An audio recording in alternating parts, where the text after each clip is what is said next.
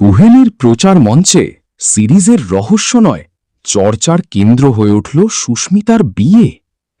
রহস্য সিরিজ কুহেলির প্রচারে এসে নিজেই যেন রহস্যের কেন্দ্রে চলে গেলেন অভিনেত্রী সুস্মিতা চট্টোপাধ্যায়। সাংবাদিকদের একটাই প্রশ্ন, সাহেব ভট্টাচার্যের সঙ্গে বিয়ের খবরটা কবে দিচ্ছেন? প্রথমে অবশ্য হাসতে হাসতেই পুরো বিষয়টা সামলানোর চেষ্টা করেন সুস্মিতা, কিন্তু পাশে ছিলেন ঋদ্ধিমা ঘোষ, অঙ্গনা রায় আর পরিচালক অদিতি রায়। ফলে খুনসুটি যে হবেই তা বলাই যায়। হঠাৎই ঋদ্ধিমা প্রশ্ন করেন, অডিও ভিজুয়ালের শর্ট ফর্ম কি? কিছু না বুঝেই সুস্মিতা বলে ফেলেন এভি, আর তারপরই শুরু হয় হাসাহাসি।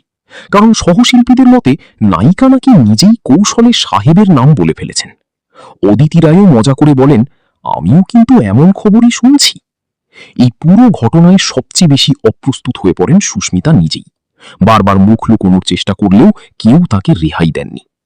ইন্ডাস্ট্রিতে সাহেব আর সুস্মিতার বন্ধুত্ব নিয়ে জল্পনা নতুন নয়। একসঙ্গে বিভিন্ন অনুষ্ঠানে দেখা যাওয়া থেকে শুরু করে তাদের রসায়ন, সবকিছু নিয়ে ভক্তদের আগ্রহ তুঙ্গে। এখন প্রশ্ন একটাই, কুহেলির রহস্যের সমাধান মিলবে ঠিকই, কিন্তু সাহেব সুস্মিতার সম্পর্কের রহস্য কবে প্রকাশ্যে আসবে?